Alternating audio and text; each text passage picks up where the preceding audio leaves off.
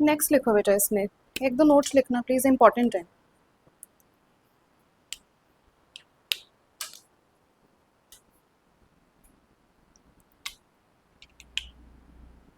Note differentiability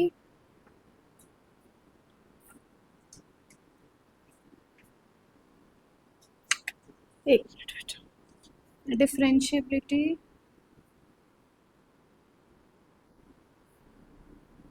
implies continuity. बहुत important note है बेटा, वेरी इंपॉर्टेंट। आप लोगों के जेई में, सीयूईटी में बहुत काम आएगा। डिफरेंशिएबिलिटी इम्प्लाइज कंटिन्यूटी मतलब क्या हुआ इसका? अगर फंक्शन एक पॉइंट पे डिफरेंशिएबल है तो पक्का वो वहाँ पे क्या होगा? कंटिन्यूस भी होगा। क्या इसका कन्वर्स ट्रू होगा? ये कॉन्ट्रापोजिटिव स्टेटमेंट है जो 11th में पढ़ते थे। P implies Q, तो क्या जरूरी है every continuous function is differentiable? No. Converse need not be true, लिख लेना बेटा, converse need not be true. That is every continuous function need not be differentiable।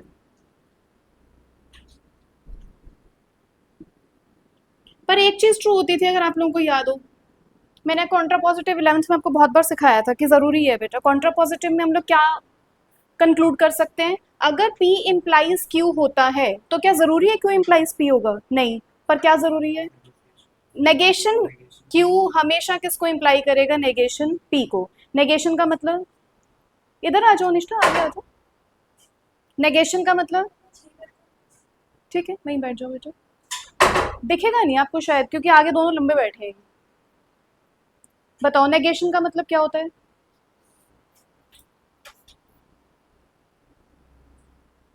Negation उसका उल्टा बेटा, इसका नेगेशन क्या होगा? कंटिन्यूटी का, नॉट कंटिन्यूअस। तो जब भी फंक्शन किसी पॉइंट पे कंटिन्यूअस नहीं है तो पक्का क्या वहां पे डिफरेंशिएबिलिटी एग्जिस्ट करेगी? कभी नहीं करेगी बेटा।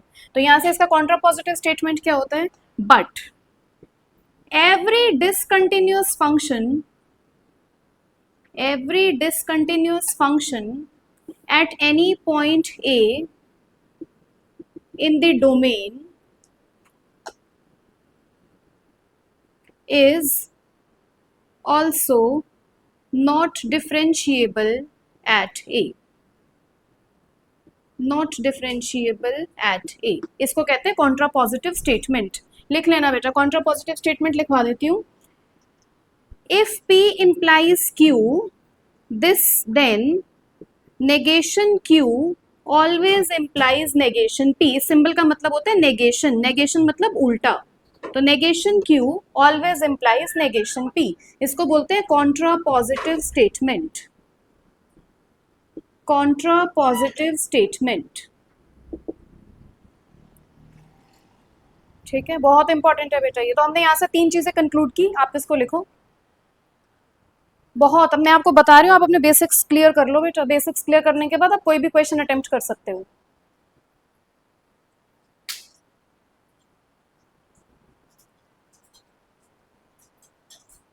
कॉन्ट्रापोजिटिव आपके रीजनिंग में भी काम आएंगे। मान लो आप आगे कोई गैट का पेपर देते हो कभी भी, तो आपके रीजनिंग में भी बहुत क्वेश्चंस काम आते हैं बेटा। स्टेटमेंट, जो आपकी स्टेटमेंट वाले क्वेश्चंस होते हैं, सारे स्टेटमेंट्स में आप लोग ये अप्लाई कर सकते हो। It is not only for maths. Contrapositive statement, तो अगर एक फंक्शन डिफरेंशिएबल है तो पक्का वो क्या है? कंटिन्यूअस है। पर अगर वो कंटिन्यूअस है तो जरूरी नहीं कि वो डिफरेंशिएबल होगा। पर अगर वो डिसकंटिन्यूअस है तो पक्का वो नॉट डिफरेंशिएबल होगा बेटा। वो डिफरेंशिएबिलिटी हो ही नहीं सकती उस पॉइंट पे जहां पे फंक्शन आपका डिसकंटिन्यूअस है। डिसकंटिन्यूअस मतलब मुझे अपना ग्राफ बनाने के लिए पेन को क्या करना पड़ेगा? उस पॉइंट पे उठाना पड़ेगा।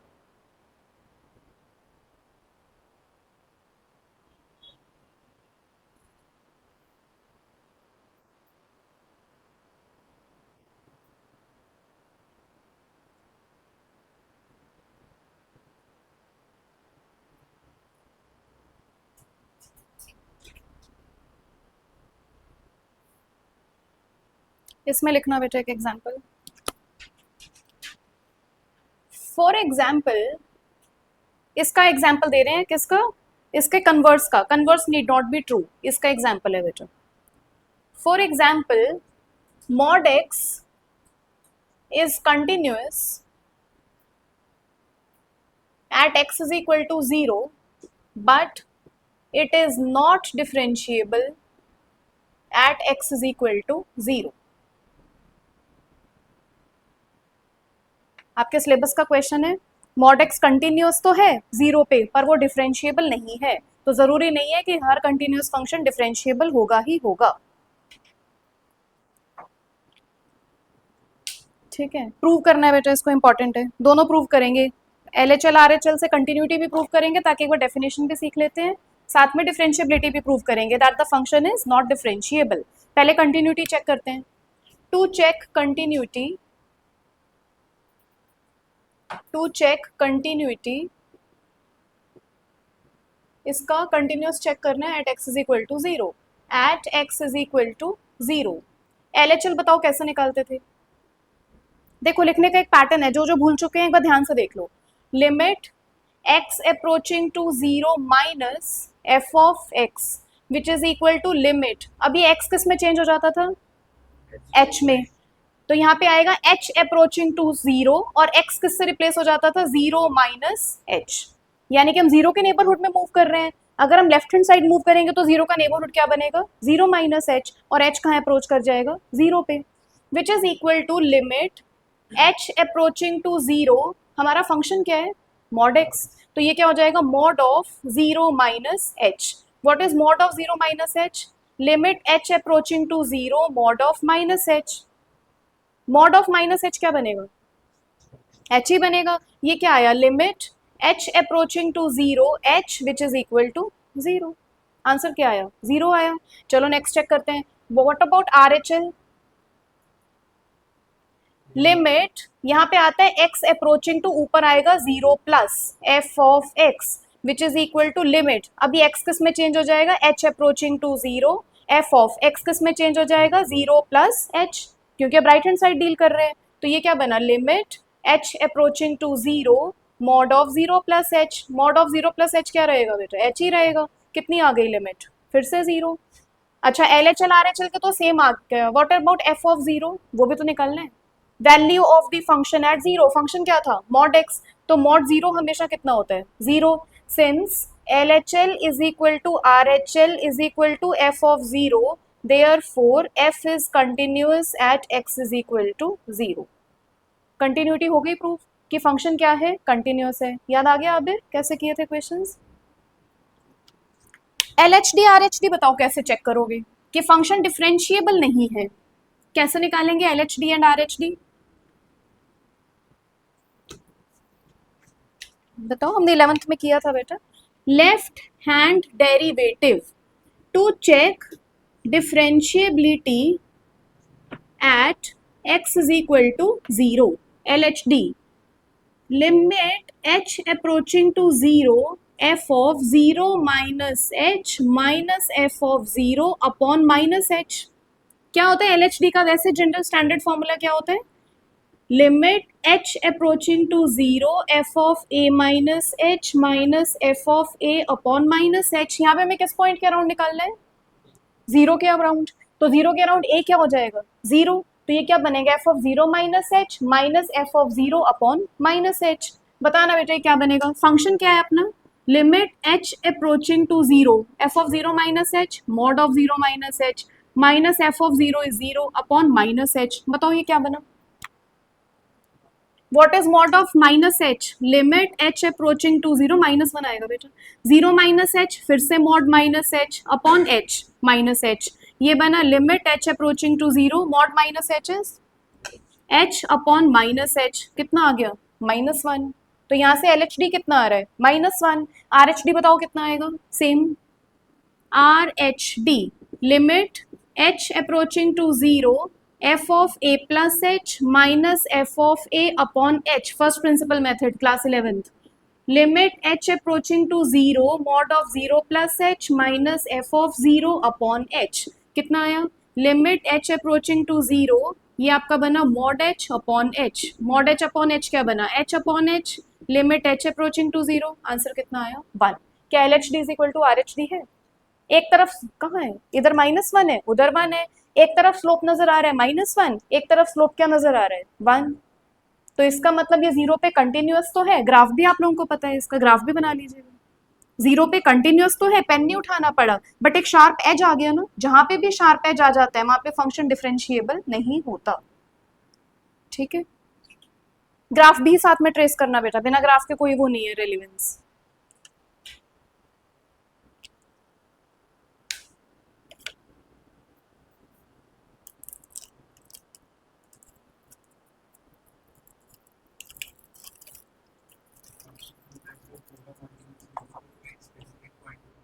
नहीं, अगर आपका हर पॉइंट के डोमेन पे वो कंटिन्यूअस है तो पूरे अपने डोमेन में कंटिन्यूअस हो जाएगा। Domain mod x is continuous everywhere in its domain, यानी कि mod x is continuous on complete real line। ठीक है, ये लिखवाना है बेटा, अभी नोट है ये नेक्स्ट नोट है। ध्यान से सीखो बेटा, अब आप लोगों का मेन मैथ स्टार्ट हो चुका है, अभी तक तो हम जो भी कर रहे थे वो ठीक है, ओके ओके था, बट यहाँ से कैलकुलस है, स्टार्ट हो चुका है कैलकुलस।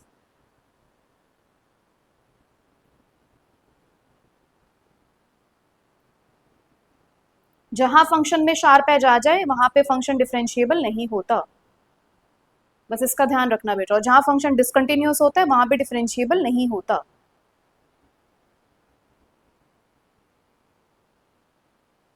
एल एच डी और आर एच डी के फॉर्मूले लिख लेना बेटा। एल एच डी को बोलते हैं left hand derivative, R H D को बोलते हैं राइट हैंड डेरिवेटिव।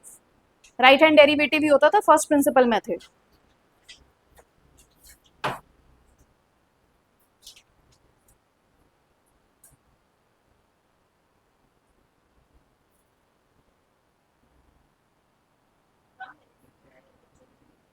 क्या बेटा?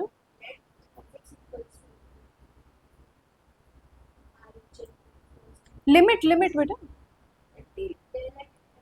जो मर्जी लिख लो, एल आई एम लिख लो, एल टी लिख लो, ये लिमिट है। दोनों स्टैंडर्ड नोटेशंस है बेटा, मैं हमेशा एल टी लिखती हूँ शुरू से ही, तो मेरे को एल आई एम की हैबिट नहीं है।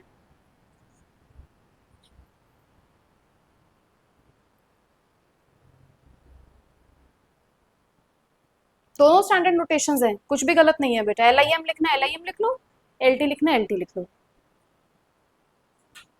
आप लोग जिससे यूज टू, अगर आप लोग एल आई एम से यूज टू हो तो मैं एल आई एम लिखना स्टार्ट कर दूंगी बेटा, बट कोई एक नोटेशन स्टैंडर्ड पकड़ के रखना, क्योंकि बार बार चेंज मत करना।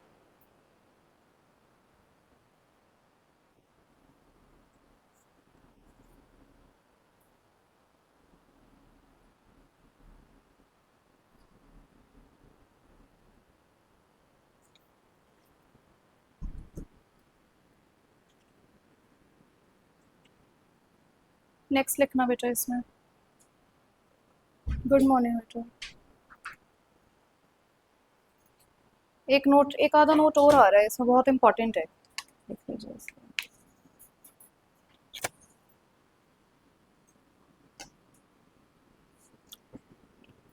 every polynomial function every polynomial function is always continuous on complete real line। Her polynomial function continuous होता है बेटा रियल लाइन पे।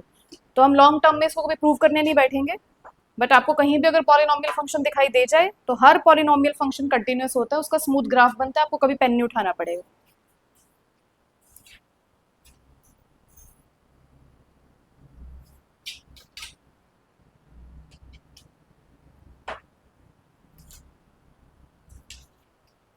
ठीक है, नेक्स्ट लिखना है इसमें।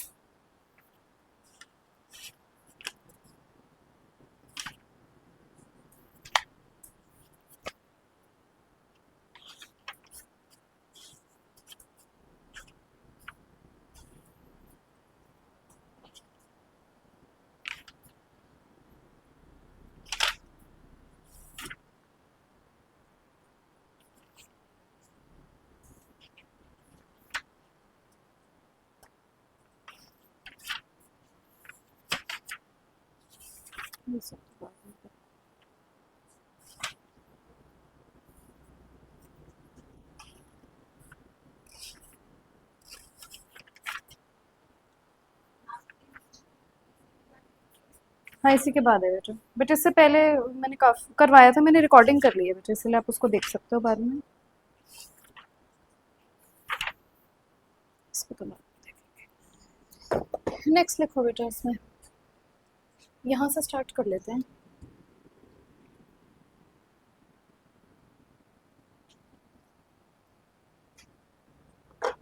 इसमें नेक्स्ट लिखना algebra of continuous functions, algebra of continuous functions,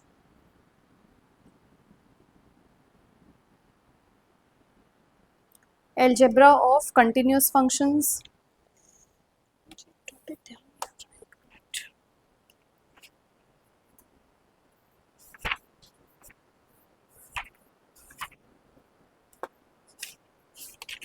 सबसे पहला लिखना बेटा, let f and g be two functions,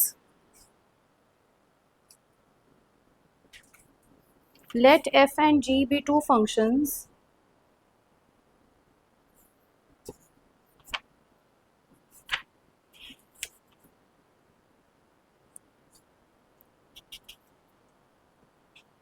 such that such that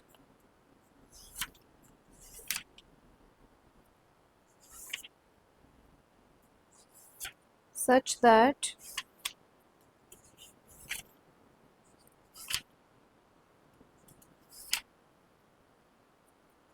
f of x is f and g are continuous, such that f and g are continuous,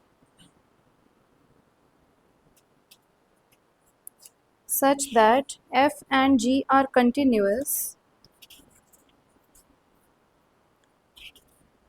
then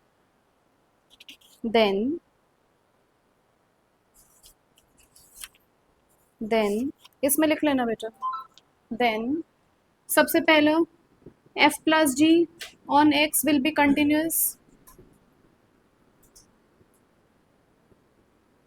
some of two functions बेटा continuous functions हमेशा continuous होता है, f minus g of x is also continuous, third f into g is also continuous, fourth f divided by g but provided g of x should not be equal to 0 is continuous। जो हम functions में करते थे वही सारे algebra इसमें भी लगेगा।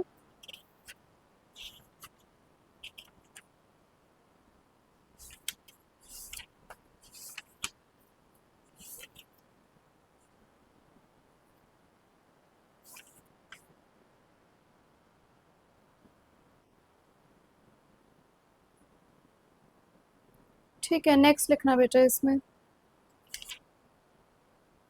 नेक्स्ट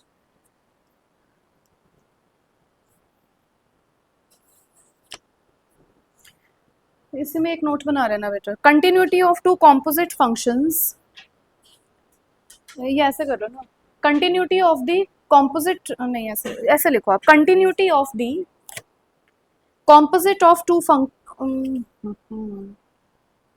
एक मिनट, हम कुछ उल्टा लिख रहे हैं बेटा,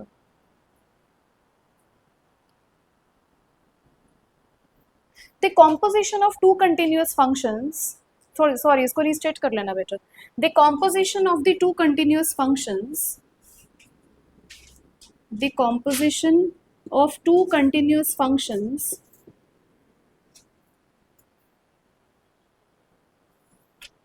f and g is also continuous। composition भी बेटा हमेशा continuous होता है,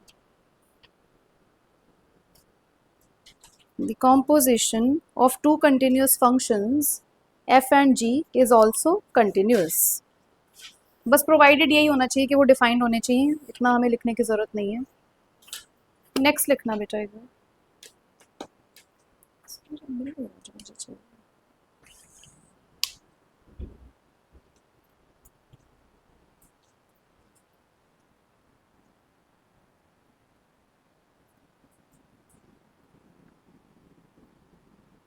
नेक्स्ट लिख लेना बेटा एक बार, एक आध चीज़ें और लिख लेते हैं।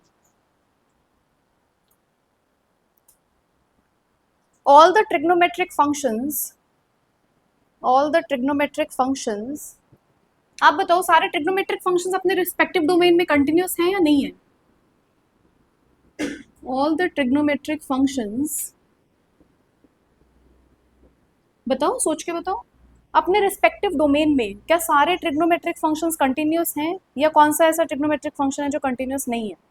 अपने रिस्पेक्टिव डोमेन की बात हो रही है, डोमेन के बाहर मत जाना।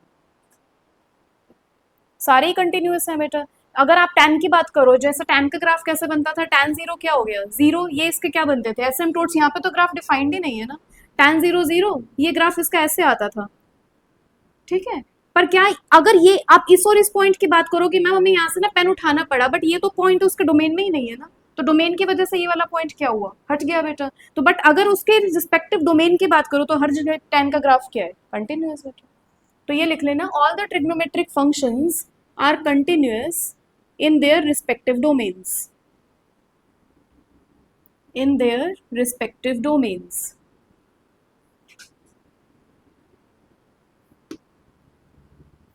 All the trigonometric functions are continuous in their respective domains. ये आप लोगों के सिलेबस में है, यूज हो सकता है। चलो नेक्स्ट लिखते हैं बेटा।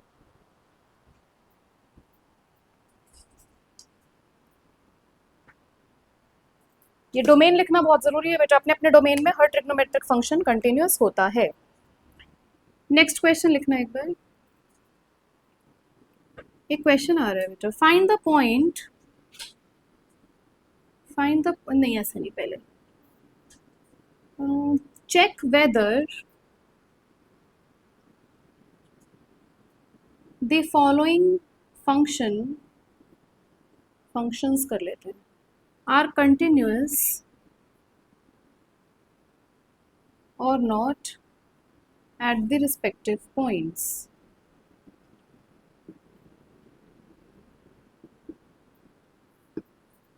सबसे पहला बेटा, f of x is equal to x square minus 4x plus 3 at x is equal to 3. Second function, f of x is equal to, एक आधा क्वेश्चन लिखो बेटा, f of x is equal to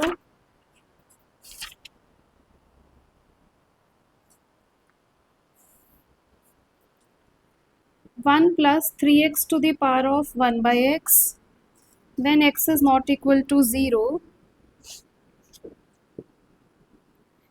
and it is e cube at x is equal to 0. इसको 0 पे check करना है, at x is equal to 0.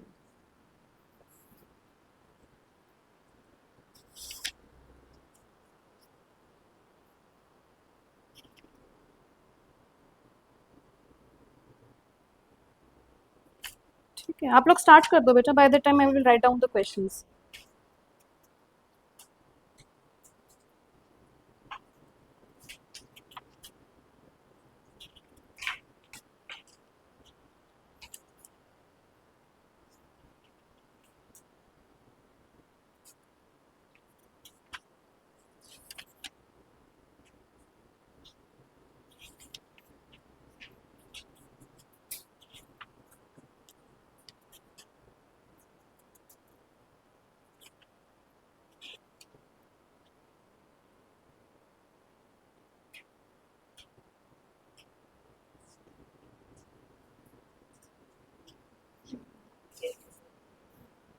LHL RHL बेटा,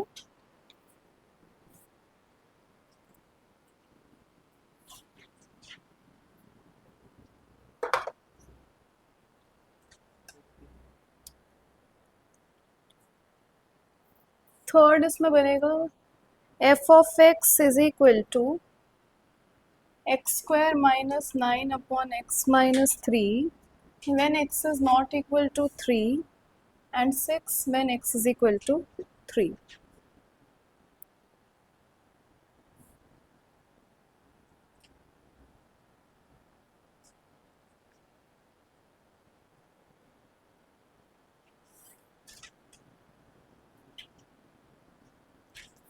next बनेगा fourth, f of x is equal to greatest integer x at integral values. Fifth बनेगा इसमें। कुछ important questions लिखवा रही हूँ बेटा, ये कर लो प्लीज़, बहुत इंपॉर्टेंट है ये।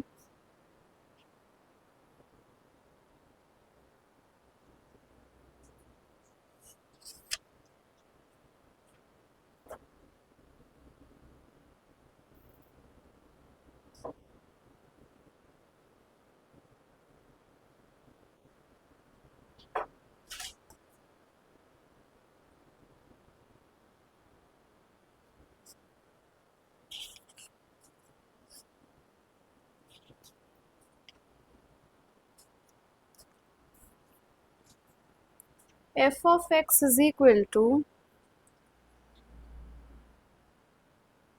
X when x is less than 1 by 2, 1 when x is equal to 1 by 2, when x is greater than 1 by 2, 1 minus x. Draw its graph and check its continuity at x is equal to half.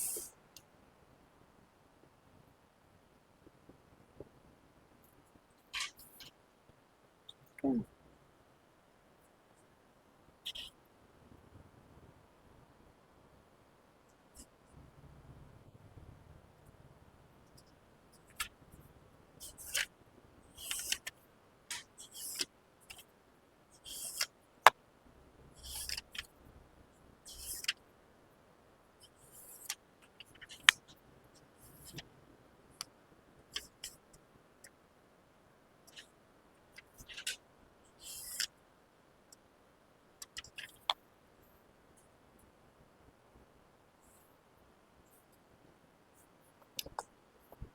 मैं बस सारे questions लिख दूँ बेटा जो जो मुझे मिल रहे हैं।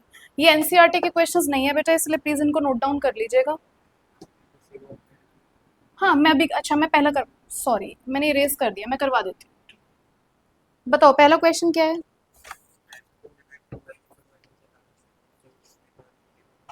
ठीक है, मैंने लिखा क्या था वो तो मुझे बता दो, मैंने इरेज कर दिया। X square minus 4x plus 3 at x is equal to 3। वैसे तो ये क्या है, पॉलिनोमियल फंक्शन। पॉलिनोमियल फंक्शन तो हर जगह कंटिन्यूस होता है, बट मान लो अगर आपको चेक करना पड़ जाए बेटा, तो पहले एलएचएल बताओ कैसे निकालोगे। Limit x approaching to 3 minus F of x, फिर ये 3 माइनस किस में चेंज हो जाता है अभी, 0 में बेटा। तो limit h approaching to 0 f of x किससे रिप्लेस हो जाएगा, 3 माइनस एच से। फंक्शन में डालो 3 minus h. Limit h approaching to 0, जहां जहां x है वहां वहां आ जाएगा 3 माइनस एच।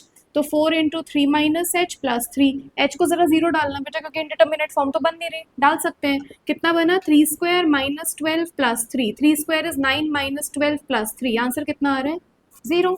आरएचएल चेक करते हैं। What is RHL, limit x approaching to 3 plus f of x which is equal to limit h approaching to 0 f of 3 plus h। सब में 3 plus h डालना बेटा, और जब तक आप h की वैल्यू सब्स्टिट्यूट नहीं कर देते तब तक लिमिट साथ साथ चलेगा, हटा मत देना, नहीं तो मार्क्स डिडक्ट हो जाएंगे बेटा। तो ये बना लिमिट h अप्रोचिंग टू 0, जहां जहां x है वहां वहां क्या सब्स्टिट्यूट करेंगे, 3 प्लस एच। डालो इसमें 3 प्लस एच, 3 प्लस एच का whole square minus 4 times of 3 plus h plus 3। फिर से कितना बना, h को 0 डाल दो, कोई प्रॉब्लम तो हो ही नहीं रही। ये बना 3 स्क्वायर माइनस 12 प्लस 3। फिर से आंसर किसके इक्वल आ गया, 0 के इक्वल।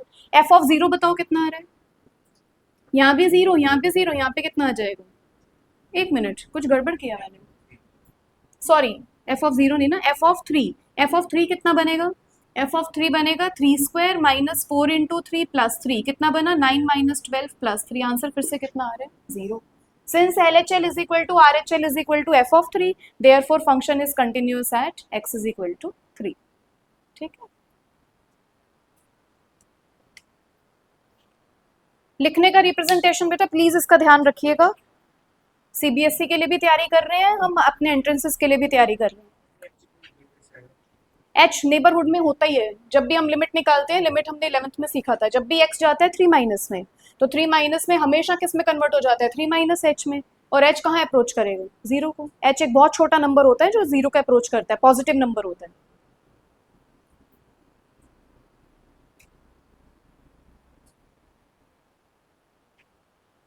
सेम ऐसे ही नेक्स्ट क्वेश्चन देखो, इससे वो पता लगेगा कि आप लोगों ने कल क्या रिवीजन किया घर जाके। ये लिमिट मैंने आप लोगों को बताई थी, इंपॉर्टेंट है।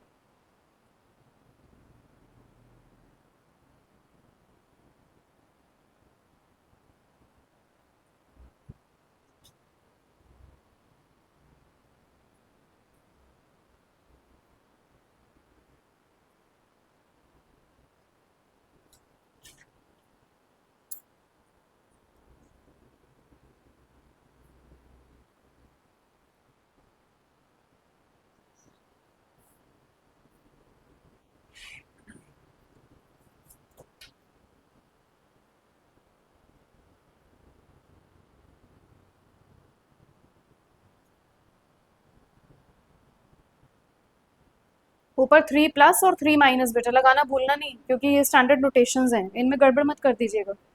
इस टॉपिक की बहुत प्रैक्टिस करना बेटा, हम लोग कम से कम इसके करेंगे 100 क्वेश्चंस तो कहीं नहीं गए इसके, एनसीईआरटी को हटा के 100-150 क्वेश्चंस करने पड़ेंगे इसके आप लोगों को। आजकल बड़े डिफिकल्ट डिफिकल्ट क्वेश्चंस आने लग गए हैं कंटिन्यूटी से सीबीएसई में।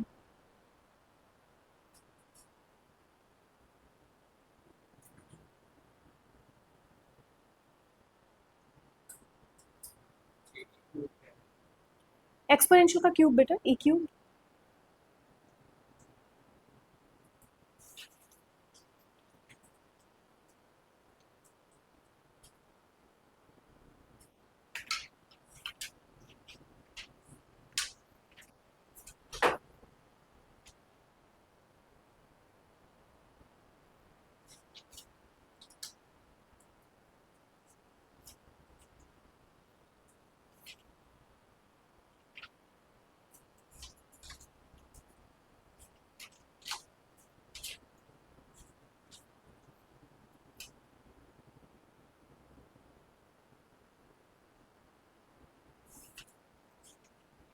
नेक्स्ट बताओ कैसे चेक करोगे।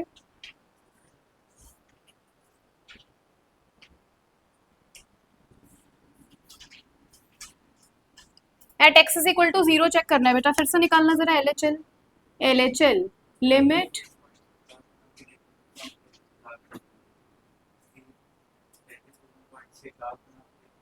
आप इसका ग्राफ ट्रेस ही नहीं कर पाओगे ना कमल। ठीक है, इस इन सब फंक्शन से ग्राफ ट्रेस करना इतना आसान थोड़े ना है बेटा। ग्राफ ट्रेस में ही आपको बहुत टाइम लग जाएगा, क्योंकि अभी आप लोगों ने सिमेट्री वगैरह कुछ भी नहीं सीखा ना। बेसिक ग्राफ आप बना सकते हो बेटा, बट इस टाइप के ग्राफ्स अभी आप नहीं बना सकते हैं। तो अपना एलएचएल निकालो, limit x approaching to 0 minus F of x which is equal to limit, यहाँ पे हमेशा वो पॉइंट आते हैं बेटा जिसके अबाउट आपको कंटिन्यूटी चेक करनी है। यहाँ पे आएगा फिर limit H approaching to 0 f of 0 minus h. तो ये क्या बनेगा बेटा, ये आपका भी बन जाएगा limit H approaching to 0 f of minus h. डलवाना जरा इसमें एफ ऑफ माइनस एच, तो ये क्या बनेगा, limit H approaching to 0 1 plus 3 times of minus H minus 1 upon h. बताओ इसका लिमिट कल ही की है क्लास में बेटा, इसका लिमिट क्या आता है। अगर एच 0 को जा रहे हैं तो इसका लिमिट किसके इक्वल आ जाएगा। आप भी कल क्लास में एक लिमिट की थी, आप भी लिख लेना बेटा। Limit x approaching to 0 1 plus कुछ भी है सम 8 की ए इंटू एक्स, क्या था इसका लिमिट, आप लोग सारे भूल जाते हो। इसके लिमिट क्या बनता था, e to the power of a। तो यहाँ पे इसका लिमिट क्या बनेगा बेटा, h से तो कोई फर्क पड़ ही नहीं रहा ना, h तो 0 को ही जा रहा है, माइनस से कोई फर्क नहीं पड़ रहा। तो इसका लिमिट किसके इक्वल आ जाएगा, अगर इससे कंपेयर करेंगे तो a किसके इक्वल है, 3 के इक्वल, और x और 1/x, यहाँ पे h माइनस h और यहाँ पे माइनस 1/h किसके इक्वल बन गया, ये e की पावर 3 आ गई लिमिट। नेक्स्ट बताओ आर एच एल, फिर से बेटा वही limit x approaching to 0 plus f of x which is equal to limit H approaching to 0 f of 0 plus h which is equal to limit H approaching to 0 0 plus h, तो f of h ही हो जाएगा। अब ये बन जाएगा limit H approaching to 0 1 plus 3h की power 1/h, इसका भी लिमिट क्या आ गया, ई क्यू। और साथ में आपको एफ ऑफ कितना दिया हुआ है बेटा, 0 पे फंक्शन की वैल्यू, साथ में f of 0 is equal to e cube हमें ऑलरेडी गिवन है। तो since L H L is equal to R H L is equal to f of 0, this implies f is continuous at x is equal to 0। खाली एक limit use होगा बेटा, ध्यान रखिएगा इसका। Next question.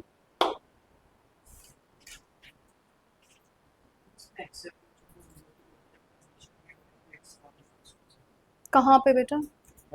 Equal to zero नहीं है, पर अप्रोच करवा रहे हैं।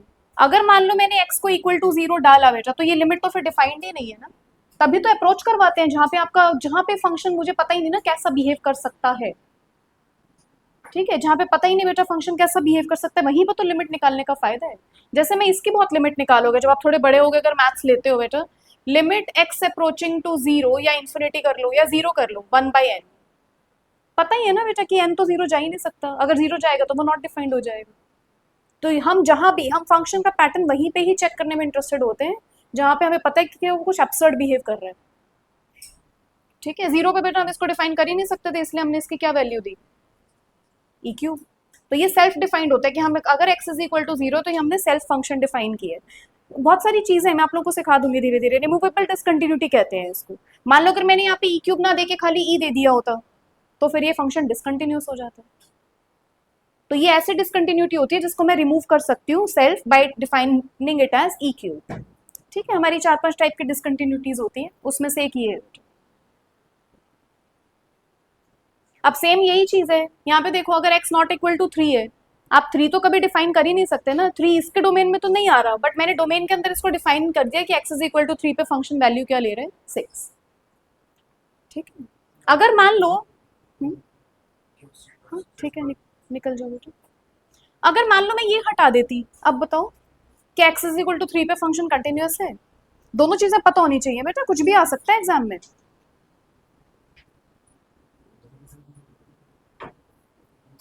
मैं दोनों क्वेश्चंस लिख देती हूँ, मुझे पता नहीं था ये चीज भी। एक मिनट रुक जाओ, मुझे लगा था आप लोगों ने अंडरस्टैंड कर लिया ये वाला टॉपिक। एक मिनट रुक जाओ, उससे पहले ना इसके ऊपर एक और क्वेश्चन आ रहा है।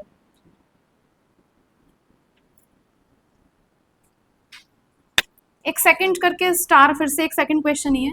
F of x is equal to, अगर मैंने आपको खाली ये वाला फंक्शन दे दिया होता, x square minus 9 upon x minus 3, बस check its continuity, check its continuity, बस बात खत्म।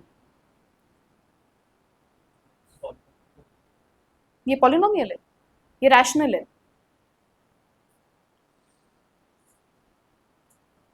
क्या प्रॉब्लम है अगर ऐसा कोई क्वेश्चन आ जाए बेटा, मान लो आपके किसी किसी भी एंट्रेंस एग्जाम में, सीबीएसई में? कुछ नहीं, मैंने बोला इसके कंप्लीट डोमेन में चेक करो क्या ये फंक्शन कंटिन्यूस है। मैं क्यों दूं डोमेन, आपको निकालना आता तो है 11th के मैथ से डोमेन। बताओ, ये कंटिन्यूस है। इसका डोमेन क्या बनेगा, रियल लाइन -3, क्योंकि 3 पे तो डिफाइंड नहीं है, वहां पे डोमेन हटाते हैं जहां पे डिनोमिनेटर क्या होता है, डिफाइंड नहीं होता।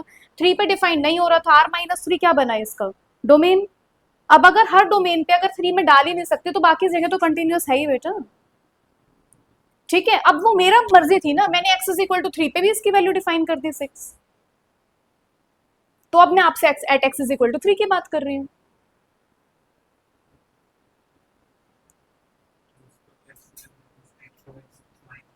हाँ तो लिखो ना, लगा लो लिमिट, क्या प्रॉब्लम है। नॉट इक्वल टू 3 पे फंक्शन की वैल्यू ये है, 3 पे भी मैंने फंक्शन डिफाइन कर दिया, वहां पे 3 पे वो डिफाइन हो ही नहीं रहा था। तो अब मैंने इसका डोमेन क्या बना दिया, कंप्लीट रियल लाइन बेटा। अभी कंप्लीट रियल लाइन पे ये वाला फंक्शन डिफाइंड है, समझ आया। इसका डोमेन तो R-3 है भाई, मैंने फंक्शन 3 पे भी डिफाइन कर दिया कि वो 6 ले रहे हैं। तो अब इसका डोमेन क्या बन गया, इस वाले फंक्शन का डोमेन कंप्लीट रियल लाइन है,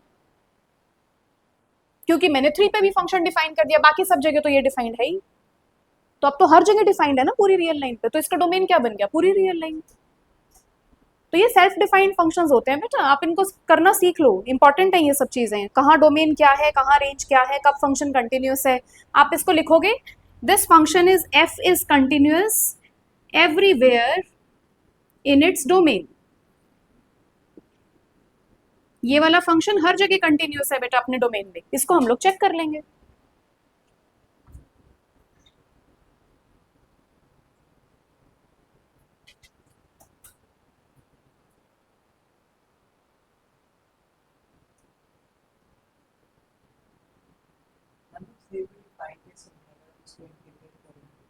कभी भी नहीं करते बेटा integrate, integrate in the sense,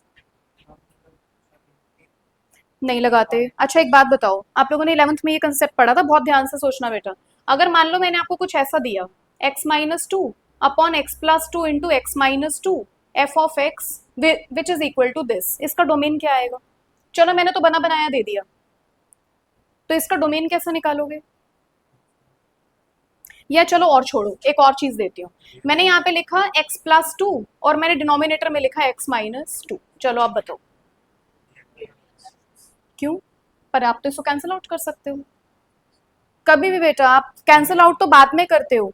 अगर आपने इसको कैंसिल आउट किया, कैंसिल आउट तो तभी कर सकते हो ना जब x 2 के इक्वल नहीं है, क्योंकि अगर x 2 हुआ तो ये 0/0 बन जाएगा। 0/0 फिर से इंडिटर्मिनेट फॉर्म है, हम 0/0 को कभी कैंसिल आउट नहीं करते।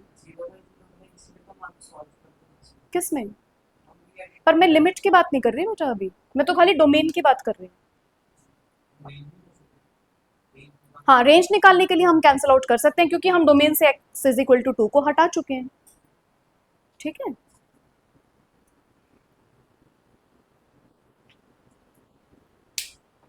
तो बेटा कभी गलती से काट मत देना कि बनते हुए फैक्टर्स दिख जाए और इसको कट करके डोमेन लिखो कंप्लीट रियल लाइन, ऐसा नहीं होता है। इसमें डोमेन के लिए आप इसको कट नहीं कर सकते। ठीक है, इसका डोमेन बनेगा r माइनस टू, इसमें 2 नहीं आ सकता इसके डोमेन में। जब 2 नहीं आ सकता तभी तो ये आपस में कैंसिल आउट होकर रेंज देता है, क्योंकि अगर गलती से मैंने इसको 2 रख दिया तो ये तो 0/0 फॉर्म आ जाएगी बेटा, वो इंडिटर्मिनेट फॉर्म बन गया।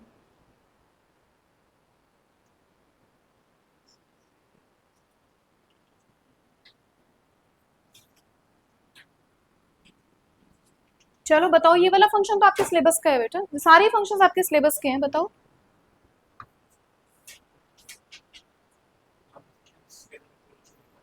थ्री पे, मेरे को थ्री पे चेक करना है।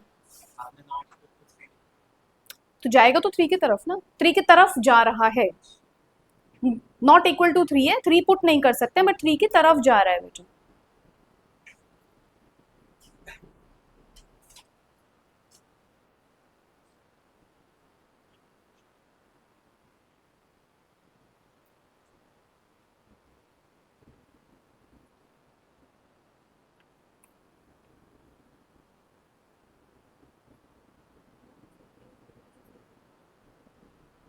हम्म,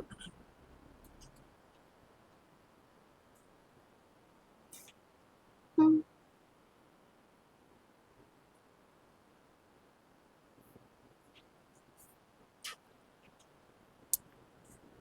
एक मिनट, पहले थ्री प्लस एच तो लिखो, थ्री माइनस एच बेटा। तो यहाँ पे क्या बनेगा, ये थ्री माइनस एच का whole square minus nine upon three minus H minus three. फिर बताओ हर्ष कैसे किया? बेटा मैं तो खाली अप्रोच करवा रही हूँ ना, देखो ध्यान से। फिर से L H L limit x approaching to three minus F of x which is equal to limit h approaching to zero F of three minus H which is equal to limit h approaching to zero three minus H का whole square minus nine upon three minus H minus three. कितना बना ये? Limit H approaching to zero nine plus H square minus six H minus nine upon three से three cut गया minus h, nine से nine cut गया। क्या बना ये? Limit H approaching to zero, h पहले कॉमन लो, ऊपर क्या बचा? H minus six upon minus h. तो ये क्या बना? एच से एच कट के माइनस आ गया, limit H approaching to zero minus times of h minus six. अब h को जीरो डालो, कितना आंसर आ रहा है? सिक्स। ध्यान से सिंप्लीफाई करो ना, पहले अगर 0/0 बन रहा है उसको फैक्टराइज तो करो। Factorise in the sense h common लेके काट दो बेटा। डायरेक्ट वैल्यू सब्स्टिट्यूट नहीं करना है जब 0/0 फॉर्म बनता है, उसको ट्राई एंड सिंप्लीफाई इट। उसके तीन तरीके हैं, या तो रैशनलाइजेशन होगा, या फैक्टराइजेशन होगा, या फिर पता नहीं, बस दो ही है। सेम ऐसे ही RHL भी क्या निकलेगा बेटा, वो भी सेम ही निकलना है। RHL limit x approaching to 3 plus f of x which is equal to limit h approaching to 0 f of 3 plus h which is equal to limit h approaching to 0 3 plus h का whole square minus nine 3 plus h minus three.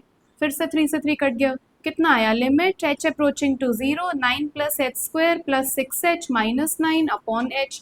9 से 9 cut गया बेटा, अभी भी अगर h common लोगे तो ये क्या बना? h plus six divided by h, h से h कट गया, अब h को जीरो डालो, आंसर अभी भी सिक्स आ रहा है।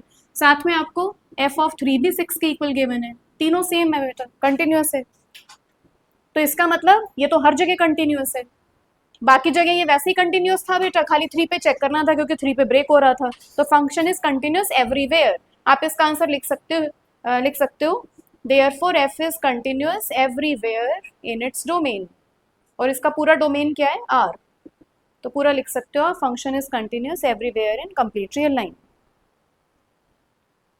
नेक्स्ट बड़ा इंपॉर्टेंट है, आपके सिलेबस का क्वेश्चन है बेटा, है तो डिसकंटिन्यूअस शो कैसे करोगे बेटा?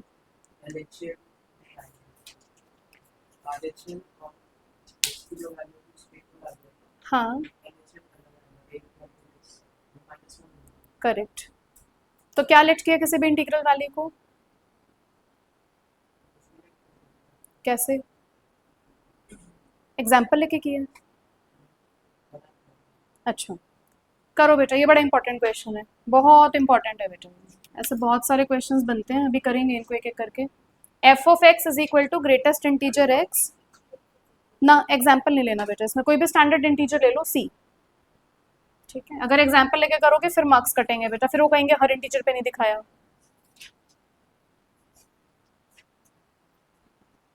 बहुत इंपॉर्टेंट है बेटा ये, ग्रेटेस्ट इंटीजर एक्स क्या कंटिन्यूअस होता है किसी भी इंटीग्रल वैल्यू पे?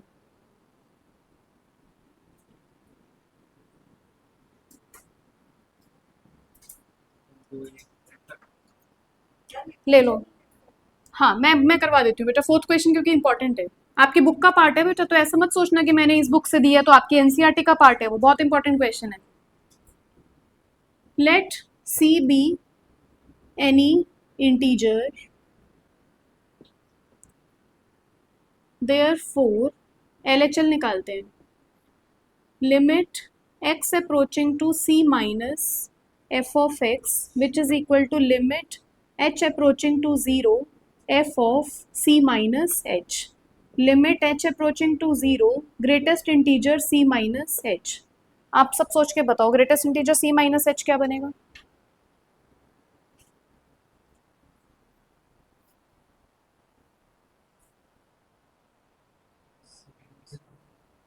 क्या बनेगा? बिल्कुल सही, greatest integer c minus h किसके इक्वल आएगा, c माइनस 1। कैसे आया? c एक इंटीजर है, इंटीजर में से एक छोटा पॉजिटिव नंबर माइनस किया है। जैसे मान लो मैंने एक इंटीजर लिया 2, 2 में से मान लो मैंने कोई बहुत छोटा नंबर 0.1 माइनस किया, कितना बनेगा? 1.9। 1.9 का ग्रेटेस्ट इंटीजर हमेशा क्या आएगा? 1। तो 2 से हमेशा क्या आएगा, एक छोटा नंबर।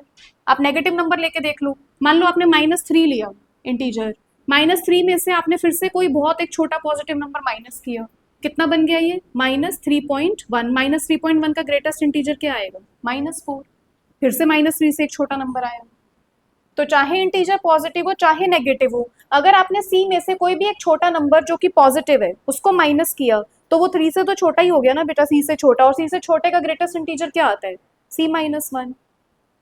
ठीक है, अगर समझ आया तो फिर नेक्स्ट बताओ। RHL limit x approaching to c plus f of x is equal to limit h approaching to 0 f of c plus h, बताओ किसके इक्वल बनेगा? Limit h approaching to 0 greatest integer c plus h, greatest integer c plus h किसके equal आएगा? अक्षर, सिर्फ अक्षर बताएगा, try करो। c प्लस h, माइंड में एग्जाम्पल फ्रेम करो ना बेटा, कोई ले लो c अपने माइंड में। हम हम बैक एंड में तो कोई एग्जाम्पल लेके सोच ही सकते हैं ना, यहाँ एग्जाम्पल से नहीं दिखा रहे हैं, पर दिमाग में तो कोई एग्जाम्पल लेके सोच सकते हैं। c ले लो कोई भी इंटीजर, c में कुछ ऐड कर दो h, c ही आएगा। कैसे? मान लो मैंने एक इंटीजर लिया 2, 2 में मान लो मैंने ऐड किया 0.1, कितना बना? 2.1। 2.1 का ग्रेटेस्ट इंटीजर क्या होता है? 2। सेम ही नंबर तो रहेगा बेटा। मैंने c एक इंटीजर है, इंटीजर में कोई एक बहुत छोटा नंबर ऐड किया, तो उसके लेफ्ट में सबसे बड़ा इंटीजर क्या रहेगा? c ही तो रहेगा, क्योंकि h हमेशा एक हमारा पॉजिटिव नंबर है, इसका बेनिफिट उठा रहे हैं बेटा। h कभी भी नेगेटिव नहीं हो सकता, नेगेटिव होता तो फिर कहानी पूरी बदल जाती। तो यहाँ से क्या आया? c प्लस एच किसके इक्वल आएगा? c के इक्वल ही आएगा। क्या LHL और RHL सेम आए? नहीं, तो फंक्शन इज डिसकंटिन्यूअस।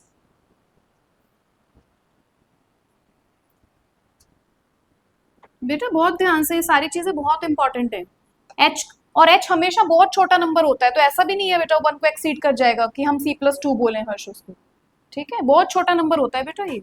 0.1 भी मैंने बहुत बड़ा ले लिया, या हम अपनी कन्वीनियंस के अकॉर्डिंग ले लेते हैं वो क्वेश्चंस में। एफ ऑफ सी भी निकाल के दिखाई देते हैं बेटा। एफ ऑफ सी किसके इक्वल बनेगा? ग्रेटेस्ट इंटीजर सी, वो किसके इक्वल आएगा? सी के इक्वल। आप सीधा लिखोगे since L H L is not equal to R H L at integral values, therefore greatest integer x is discontinuous at all integers.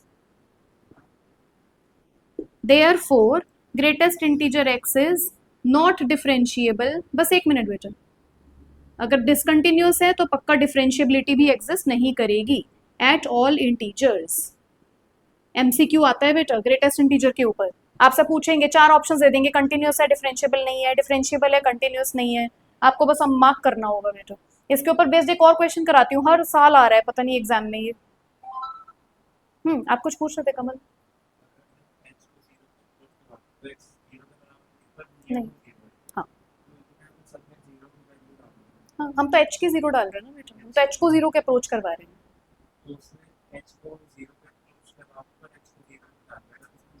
हाँ, किस में? हाँ, खाली अप्रोच करवाया मैंने, कहाँ पे एच की वैल्यू जीरो डाली? पॉलिनोमियल फंक्शन में डाली, खाली पॉलिनोमियल में डाली बेटा, जहाँ पे वो 0/0 फॉर्म बन रहा है या फंक्शन अलग अलग दे रहा है, वहां पे तो मैं कभी डाल ही नहीं रही एच को जीरो। जहाँ पे पॉलिनोमियल बन गया, जैसे मैं मान लो ये है मेरा h² + 6h, या चलो बहुत छोटा सा फंक्शन लिया मैंने h², ठीक है, या x² ले लो। अब x² का मान लो मैं आपसे कंटिन्यूटी चेक करवाऊँ एट जीरो, तो जीरो की तरफ मैं कहाँ आती हुई खुद को दिखाई दे रही हूँ, तब मेरा वैल्यू ऑफ द फंक्शन भी तो जीरो की तरफ ही जा रहा है बेटा, और ये यहाँ से भी कहाँ आ रहा है? जीरो की तरफ। तो जब ये डिफाइन हो रहा है, जब मैंने लिमिट निकाला, limit h approaching to zero F of x, तो ये क्या बनेगा? Limit h approaching to zero x² या h² हो गया। तो यहाँ तो मैं h को जीरो डाल सकती हूँ ना, ताकि मुझे पता लगे कि वैल्यू अप्रोच कर रही है। ये जो मेरी एग्जैक्ट वैल्यू आई है जीरो, ये भी अप्रोचिंग वैल्यू है। नहीं, एग्जैक्ट नहीं है, ये अप्रोचिंग वैल्यू है कि मुझे वहां पे जाता हुआ फंक्शन दिखाई दे रहा है। ठीक है, ये एग्जैक्ट वैल्यू नहीं है बेटा।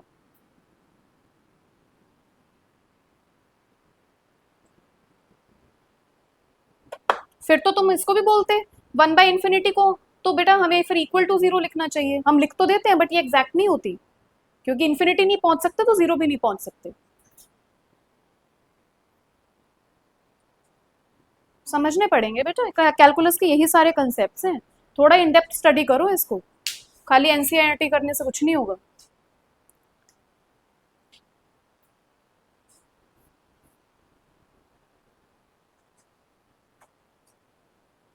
और कोई कुछ पूछ रहा था जब मैंने कहा था कि 1 मिनट, कुछ लिखवा रही थी मैं। हाँ, एक क्वेश्चन आ रहा है बेटा हर साल एग्जाम में, लिखना जरा एक बार इसको। इसी के बाद नोट करना बेटा, इस वाले क्वेश्चन को बाद में करेंगे। जिस जिस क्वेश्चन के साथ मेरे माइंड में जो जो आता जाएगा मैं आपको बताती जाऊंगी।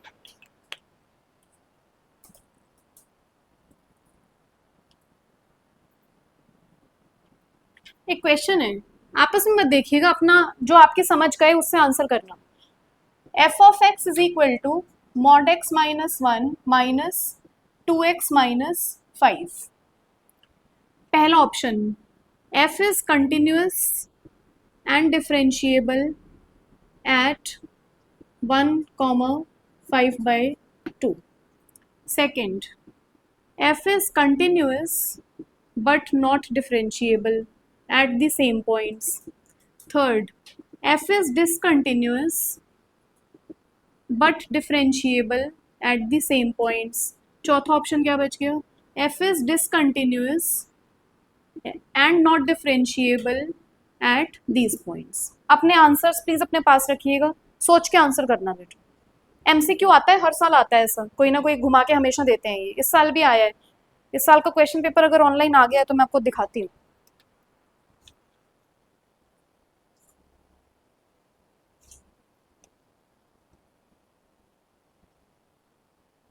मैं दिखाती हूँ आपको कंटिन्यूटी के क्या एमसीक्यूज बने हैं इस साल।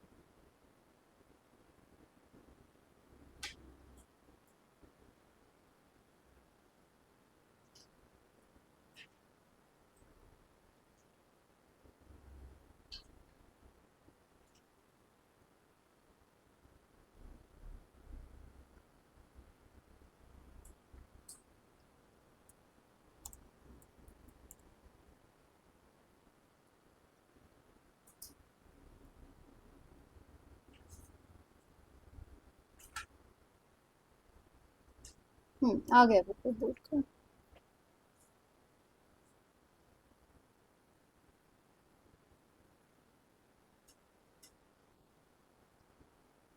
फिजिक्स की क्लास है ना आप लोगों की? मैं टाइमली छोड़ दूंगी बेटा, आप तीनों को जाना होगा ना फिजिक्स? ठीक है।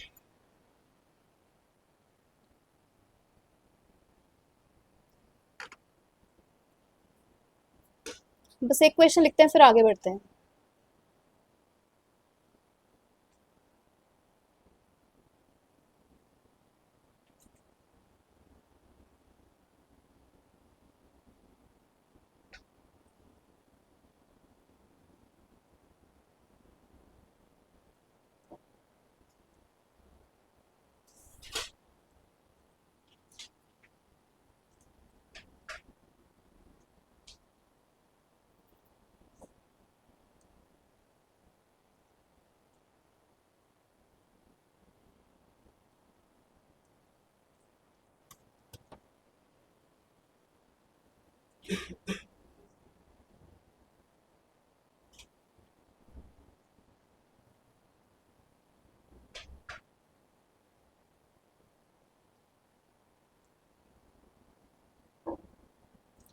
ठीक है बेटा, ये क्वेश्चन आया था आपकी बार, बच्चे ठीक ही करके आए थे इसको सारे। चलो अभी बताती हूँ। इसके बारे में क्या ख्याल है बेटा? कौन सा ऊपर वाला? हाँ पहले इसके बारे में बताओ बेटा। Option C. ठीक है, बाकी क्लास अर्नव का सी है, आप लोगों का वन। वन।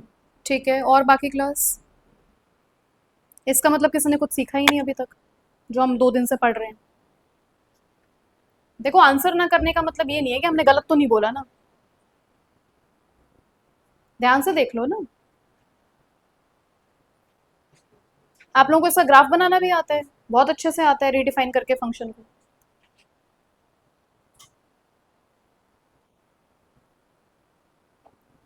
मैं कुछ नहीं कह रही बेटा, आप लोगों के पेपर में क्वेश्चन आया हुआ है, आप लोगों के आगे पेपर खुला हुआ है लैपटॉप में, वंशिका देख के बता देगी पेपर खुला हुआ है। मैं खुद बना के नहीं देती चीजें, आप लोगों को थोड़ा सा भरोसा करना पड़ेगा। बहुत सारे बच्चों को लगता है कि मैम कुछ ऐसी पढ़ाती रहती हैं बस, ऐसा तो क्वेश्चंस आते ही नहीं पेपर में। पेपर का पैटर्न चेंज होता जा रहा है धीरे धीरे।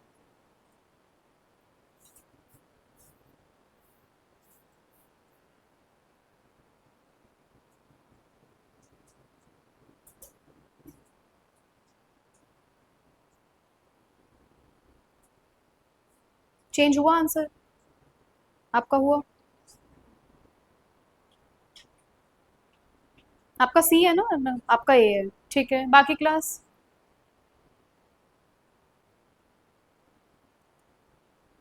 मेरे हिसाब से तो दोनों के आंसर गलत है। फिर मैं तो कुछ नहीं करूंगी बेटा, मेरे को तो ज़्यादा कुछ मैथ्स आता नहीं, मेरे को बस एक चीज़ आती है, प्लॉटिंग करना। मैं इसको ट्रेस करके दिखा सकती हूँ, आपको ट्रेस करके दिखा देती हूँ, आप फिर उसको जज कर लेना। मैं ये नहीं कह रही डायरेक्ट यहाँ से थ्योरी पढ़ो, कोई ज़रूरत नहीं है थ्योरी पढ़ने की, ट्रेस करना सीख लो, आता ही है आप लोगों को ट्रेस करना।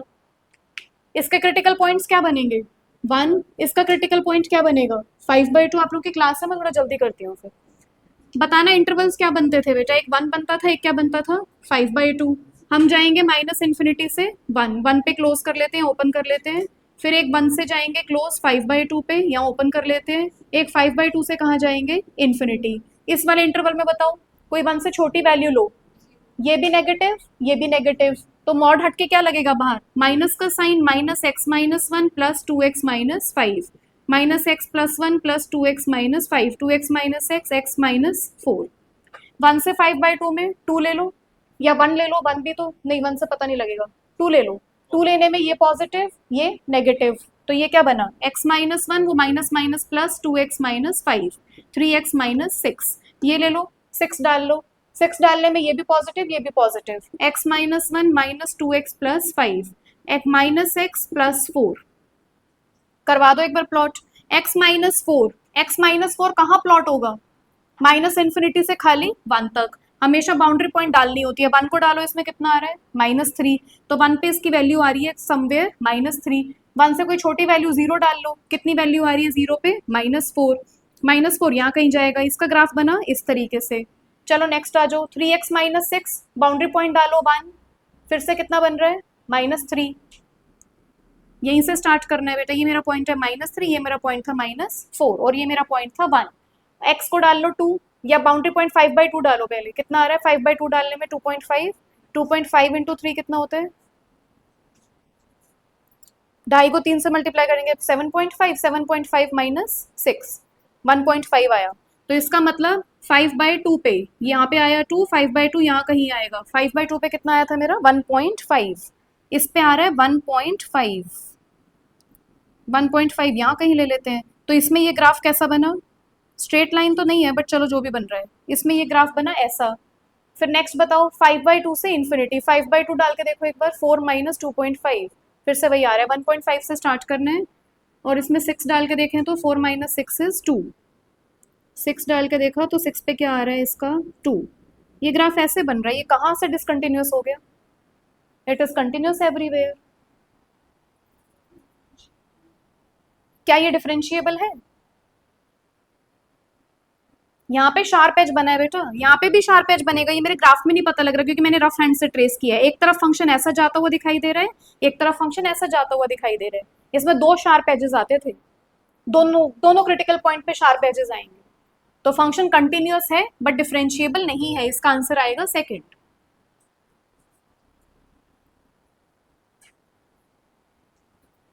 ठीक है, आपके हमेशा बेटा जो भी आपके दो क्रिटिकल पॉइंट्स आते हैं वहां पे इन फंक्शंस के शार्प एजेस बनते हैं, आपको ये ध्यान रखना पड़ेगा। रीडिफाइन कैसे करते हैं फिर से देख लो बेटा, इंपॉर्टेंट क्वेश्चंस हैं, सिलेबस का पार्ट है, नहीं छोड़ सकते इनको। सीबीएसई की एनसीईआरटी बहुत बेकार हो चुकी है, आप उस पर ट्रस्ट करके 12वीं में पास भी नहीं हो सकते हो।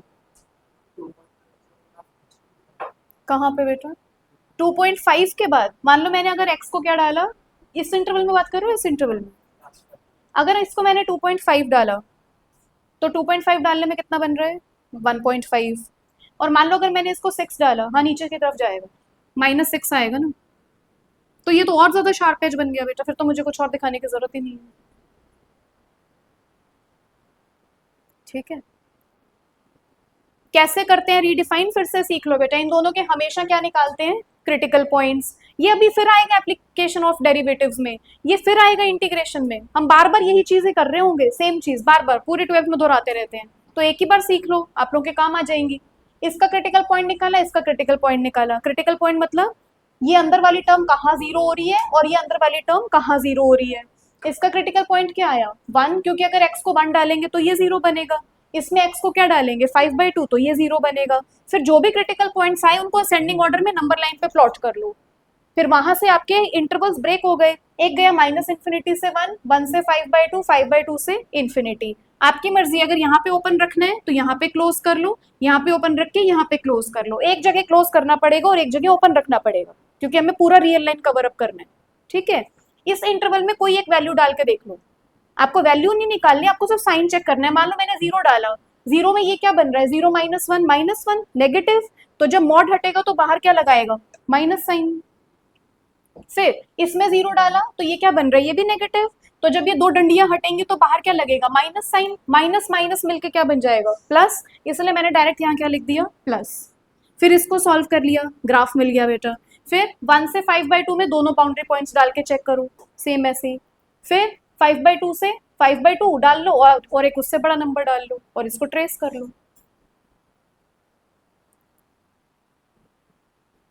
ठीक है, तो ये ऐसे फंक्शंस हमेशा कंटिन्यूस पूरी रियल लाइन पे कंटिन्यूस होते हैं बट डिफरेंशिएबल अपने क्रिटिकल पॉइंट्स पे कभी नहीं होते क्योंकि वहाँ पे शार्प एजेस बनते हैं। यहाँ पे भी शार्प एज बन रहा है, मेरे ग्राफ में नहीं दिख रहा बेटा, बट प्रॉपरली अगर आप इसको उस पर ट्रेस करोगे ना ग्रिड वाली शीट्स पे, ग्राफ पेपर पे, तो यहाँ पे शार्प एज बनेगा।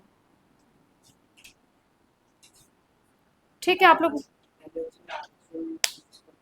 कर लो, बहुत बड़ा हो जाता है बेटा, एमसीक्यू आता है ये, पिछले 3 साल से लगातार ये इस टाइप का एमसीक्यू दे रहे हैं। एक ना होमवर्क क्वेश्चन, होमवर्क नहीं है बेटा ये मैं खुद ही करवाऊंगी आप लोगों को टॉपिक, एक क्वेश्चन नोट कर लेना क्योंकि बार बार ये फिर पेपर गुम जाते हैं। अब की बार ये वाला क्वेश्चन आया हुआ है कंटिन्यूटी से, इसको ये रह गया बेटा, इसका ग्राफ भी ट्रेस करना था, कोई नहीं। आप लोग पहले इनवर्स ट्रिगो तक की अपने टेस्ट की तैयारी करो बेटा, आप लोग के 4 चैप्टर्स का टेस्ट है इस कमिंग वीक में, वही 28 या 29 के आसपास होगा बेटा। हाँ, चारों चैप्टर्स इकट्ठे है बेटा।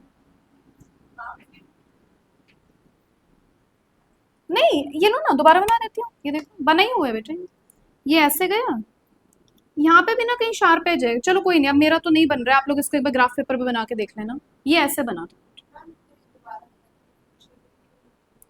शार्प एज बेटा, जहाँ पे इसका एक तरफ तो स्लोप ये आएगा, एक तरफ स्लोप ये आएगा, यहाँ पे एक तरफ स्लोप ऐसा जाता हुआ दिखाई देगा, एक तरफ ऐसा जाता हुआ दिखाई देगा, जहाँ पे भी शार्प एजेस बनते हैं वहां फंक्शन डिफरेंशिएबल नहीं होता।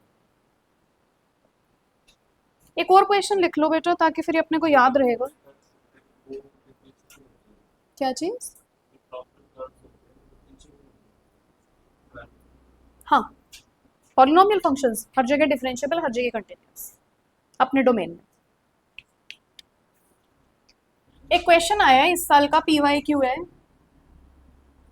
The value of find, MCQ है और बेटा कोई 2 नंबर में नहीं आया, सोचो ये ऐसे ऐसे तो MCQ देने लगे हैं। Find the value of K for which f of x which is equal to x square sin 1 by x k into x plus 1, ये भी PYQ था बेटा, ये भी PYQ है, x not equal to 0 comma x is equal to 0 is a continuous function। Options given है but मैं आपको नहीं दे रही हूँ बेटा, आप मुझे k की वैल्यू, हम इसको नेक्स्ट क्लास में करेंगे, फंक्शन कंटिन्यूस है तो हमें k का वैल्यू निकालना है at x is equal to 0। ये भी एक PYQ था, इस तरीके के PYQ पिछले 3 साल से लगातार आ रहे हैं पेपर में, तो अब की बार ये क्या चेंज कर दें कुछ नहीं पता, अपने आप को हर तरीके से तैयार करके चलो, एक एक चीज एडवांस लेवल में पढ़ोगे तो बेटर रहेगा बेटा, सेफर साइड रहोगे, पता लगे पेपर बिल्कुल ही अनएक्सपेक्टेड आ जाएगा तो क्या करेंगे।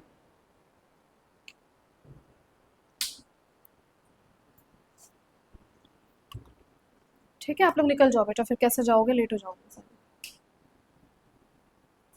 कुछ मत कीजिए आप प्लीज़, घर जाके, मैं आपको कोई होमवर्क नहीं दे रही, कुछ नहीं बेटा, कोई होमवर्क है ही नहीं।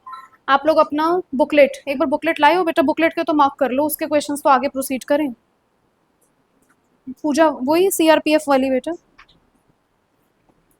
कोई एक जन निकालना बेटा, इंपॉर्टेंट क्वेश्चंस उसके तो टिक करने हैं, उतनी प्रैक्टिस तो मैथ्स की डेली करनी है, आधा घंटा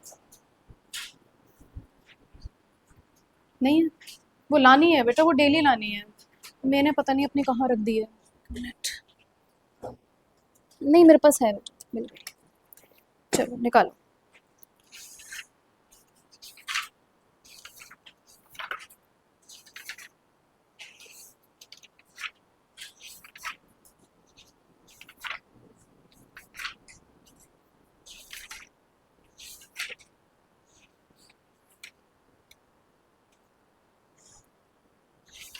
थोड़े अच्छे क्वेश्चंस कर लेते हैं ताकि आप लोगों का टाइम खराब ना हो, वैसे तो टाइम खराब नहीं होता बेटा बट फिर भी।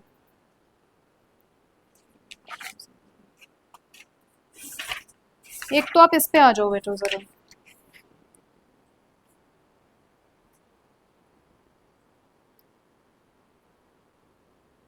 अच्छा मैंने 25-26 का खोल लिया, ये सेम क्वेश्चन तो इस बुकलेट में भी दिया हुआ है जो हमने अभी लिखा है, तो ये मैंने क्वेश्चन पेपर 25 का खोल लिया गया, 2025 का ही आया है, इसका मतलब 26 का आया ही नहीं बेटा अभी तक, सेम क्वेश्चन है जो अभी हमने लिखा है, आपके बुकलेट में दिया हुआ है, चलो कोई नहीं।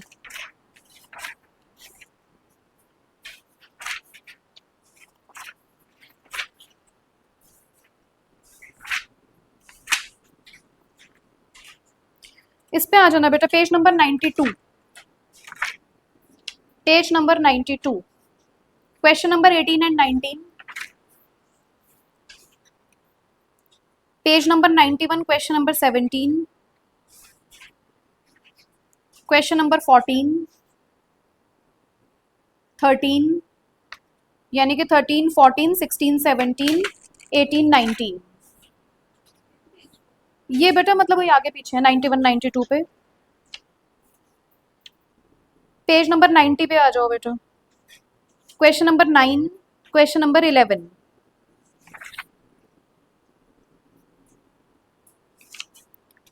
पेज नंबर 89 पे क्वेश्चन नंबर 5, 5, ये मैंने टेस्ट में दे दिया था।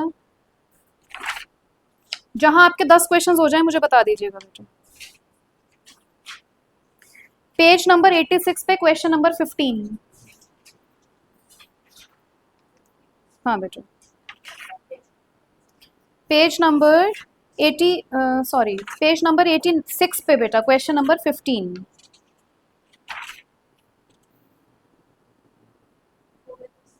अच्छा कोई नहीं, उसमें से 4 तो एमसीक्यू है बेटा। पेज नंबर 83 पे क्वेश्चन नंबर 7, सॉरी बस मैं 2 और दूंगी बेटा। पेज नंबर 83 पे क्वेश्चन नंबर 7,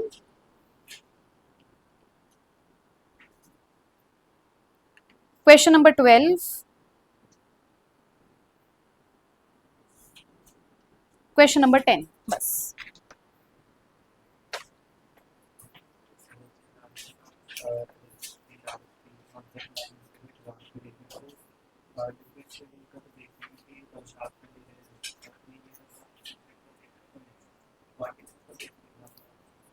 क्या चीज़, मॉडुलस का? हाँ मॉडुलस हमेशा कंटिन्यूस होता है।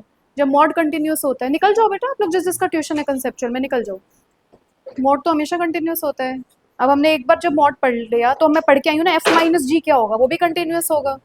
तो अगर मैं यहाँ पे 2 फंक्शंस ले लूँ, 2 मॉड, और उनका एलजेब्रा ही तो लगा रही हूँ, तो अगर एफ कंटिन्यूस है, जी कंटिन्यूस है, तो एफ माइनस जी भी कंटिन्यूस है, क्या प्रॉब्लम है? एलजेब्रा ऑफ कंटिन्यूटी भी लगा सकते हो इसमें, ठीक है। देखो ना, अगर मैं इसको ले लूँ एफ फंक्शन, ये कंटिन्यूस है, ये भी कंटिन्यूस है, तो एफ माइनस जी भी कंटिन्यूस है।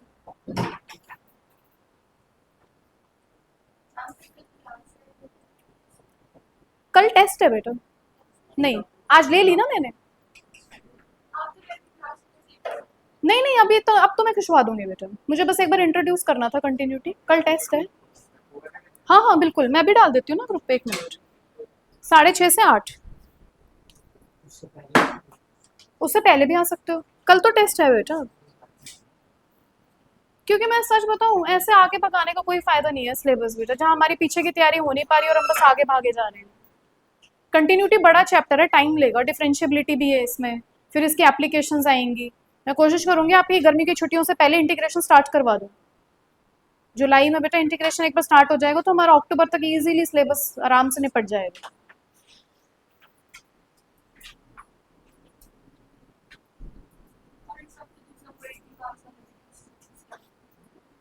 वो अगले हफ्ते दे देना बेटा, अपनी तैयारी कर लो, अगले हफ्ते दे देना।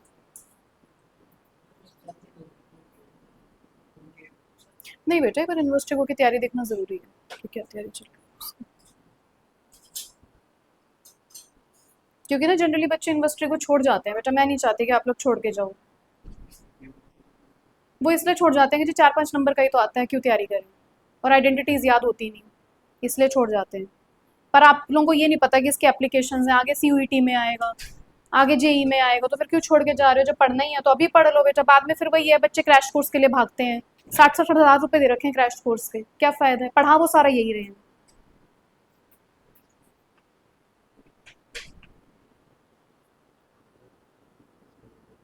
सारा यही पढ़ा रहे हैं, क्योंकि एक बच्ची जा रही है ना यहाँ से, मैं उससे वही पूछ रही थी। उसने गेट के लिए किया था, वो एक सब्जेक्ट का देते नहीं, पूरा पढ़ा रहे हैं मैथ्स। मैंने पूछा क्या करवा रहे हैं, कहते मैम वही सारा सीबीएसई एनसीईआरटी है। तो मैथ्स तो वो लेती नहीं वहाँ बेटा, छोड़ दिया, क्या फायदा है? जब मैथ्स कर लो ढंग से बेटा, सारा यही आना है। तुम्हारे आईपी सेट में यही आता है, आईपी मैट में यही आता है, सारा मैथ्स ऐसा ही है, कुछ नया नहीं है उसमें। जेई में बस इससे एक एक दो दो कंसेप्ट ज्यादा है बेटा, थोड़ी उसमें प्रैक्टिस ज्यादा लगेगी। हाँ हाँ, बट जैसे मुझे भी बच्चे बता रहे हैं बेटा कि थोड़ा बहुत आ रहा है, जैसे किसी ने सैट का, 2-3 बच्चे सैट की तैयारी कर रहे हैं, उनमें सारे यही मैथ्स है, फंक्शंस हैं, बहुत आसान है उसका तो फंक्शंस, चलो, बट डोमेन रेंज है सारे उसमें भी। बेटा कुछ नहीं है, मतलब तुम लोग अगर अभी पढ़ लोगे ना 1 साल, देखो मेरे हिसाब से तो बेटा पढ़ लेना चाहिए, अपनी स्ट्रैटेजी बना लो।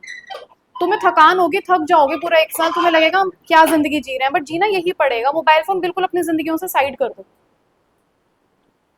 एक कंसिस्टेंसी बनाओ, अगर तुम पीसीएम के बच्चे हो, आप कॉमर्स इको बीएसटी के बच्चे हो, अपना डेली का रूटीन बनाना है बेटा। डेली आधा आधा घंटा, पौना पौना घंटा हर सब्जेक्ट को देना पड़ेगा, सेल्फ स्टडी, नॉट ट्यूशन वाला टाइम। 12वीं में बेटा 6 घंटे के बजाय 5 घंटे सो लो। 5 घंटे सोने में भी नींद पूरी हो जाती है, मैंने नोटिस की है ये चीज। 4:30 में भी नींद पूरी हो जाती है, 4:30 से कम मत सोना, नहीं तो पूरे दिन लटकते फिरोगे इधर उधर। पर 5 घंटे इनफ है बेटा, ये 8-8 घंटे की नींद थोड़ा त्याग दो बेटा, 3 घंटे और अपना टाइम निकालो, और सुबह उठने की जल्दी हैबिट डालो, ये रात की स्टडीज खराब कर रही हैं आप लोगों को। मेरे साथ चाहे कोशिश कर लो, जल्दी आने की कोशिश करो बेटा, सुबह उठने की हैबिट डाल लो, आपका डे डे देखना कैसे यूटिलाइज होगा। घर जाके सोना मत कि हाँ तो जल्दी उठ गए तो अब घर जाके सो जाएंगे, वो फिर डे खराब हो जाएगा। थोड़ा नींद आती है ना, अपने आप को कभी पार्क में जाके पढ़ाई कर लो, मैं तुम्हें बता रही हूँ ट्रिक्स हैं ये, हम ऐसे ही पढ़ते थे। घर के आसपास पार्क ढूंढ रखा था, किसी सेफ सी जगह जाके बैठ जाते थे छाँव के नीचे, वहां पढ़ते थे बेटा। मैं तो बहुत पढ़ती थी पार्कों में बैठ बैठ के, क्योंकि घर पे नींद आती थी तो पार्क चली जाती थी। किताबें वहीं छोड़ के 4-5 राउंड भी मार लोगे, तुम्हारी किताबें तो कोई चोरी करेगा नहीं वैसे भी। बेटा बहुत सारे तरीके हैं, तुम लोग सोचो, लाइब्रेरी में कहीं एनरोल करवा लो अपने आप को आसपास, ताकि तुम्हारा मन लगा रहे। घरों में नहीं होती पढ़ाइयाँ, यहाँ आ जाओ। आजकल 2-3 बच्चों ने ऊपर आना शुरू किया है, वो पढ़ाई कर रहे हैं अपने सीटेट की। आप लोग आ जाओ, पढ़ाई कर लो अपनी ऊपर, पढ़ाओ पढ़ो, ऐसी बेटा कौन रोक रहा है। 6-6 घंटे पढ़ रही हैं आजकल, 2 लड़कियां आती हैं अपना पढ़ाई करती हैं ऊपर, कोई दिक्कत नहीं है। तो बेटा अपना अपना दिल लगाने की कोशिश करो। मेरा घर में दिल नहीं लगता, मैं घर में रहती हूँ तो सोती रहती हूँ। अगर मैं सेंटर आ गई फिर मुझे यहाँ आके नींद नहीं आती, बस फिर काम नजर आते हैं ना बेटा, अब ये भी है, अब वो भी, अब ये चेक करना है, वो चेक करना है। घर में तुम मेरे को पढ़ा लो, 5 मिनट भी ना पढ़ पाऊँ मैं एक काम नहीं होता घर पे रह के बेटा, सबका यही हाल है। तो अपने आप को ना कहीं ऐसी जगह एंगेज करो, अपनी 12वीं यूटिलाइज करो, मत करो इसको खराब। बेटा कहीं अच्छी जगह पहुंचना है, देखो मार्केट में बहुत कंपटीशन है, हम तो क्या 13-14 बच्चे सारे हैं एक क्लास में, तुम देखो बच्चे कितनी कितनी तैयारी कर रहे हैं बाहर जाके। ये इसको भी से नींद आने लगी। बेटा बहुत कंपटीशन है मार्केट में, बच्चे बहुत तेज हैं दिमाग से, बहुत मेहनत कर रहे हैं, आप लोग भी कर रहे हो, मैं मना नहीं कर रही। आप में से कुछ बच्चों की मेहनत मुझे दिखाई देती है, पर फिर भी हम लोग बेटा सोचो, और सोचो, अपना और टाइम यूटिलाइज करो। जो जिन चीज़ों में डाउट आ रहे हैं, एक बार सर को लिखवा दो, आप लोगों को कौन कौन से टॉपिक्स रिपीट करवाने हैं। अभी एक बार आपकी छुट्टियां पड़ जाए, मैं आपकी रिपीटेड क्लास भी ले लूंगी, आपको जिन जिन टॉपिक्स में डाउट है मैं एक बार रिपीट करवा दूंगी सारा। मेरे को बेटा वो भी करवाना है, ट्रिग्नोमेट्री भी रिपीट करवानी है एक बार, मैं बस आपकी गर्मी की छुट्टियों की वेट कर रही हूँ। बस एक बार वो निपटे बेटा, फिर तो मैं आप लोगों को बुला लूंगी।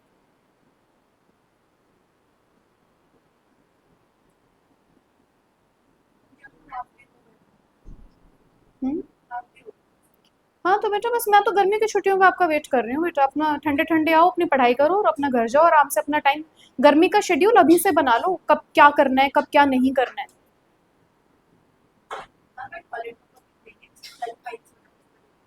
वो तो अभी दे रहे हैं, तुम नवंबर के बाद देखना तुम्हारा क्या हाल करेंगे, मैं बता रही हूँ आप लोगों को। पागल कर देंगे स्कूल वाले, आप लोग ये सोचोगे ट्यूशन भी जाने हैं, ये 3-3 4-4 सब्जेक्ट्स हैं, इतनी इतनी फाइलें बनानी है, 80-80 180-80 पेज की आप लोगों को फाइलें मिलती हैं। तो फिर वो तो बहुत अच्छी बात है, बाकी स्कूल वाले तो नवंबर के बाद करवाएंगे बेटा, पता बच्चे धक्के खाते फिरते हैं।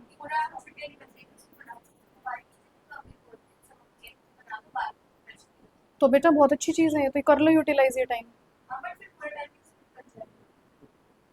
बेटा अपना, हाँ मुझे पता है।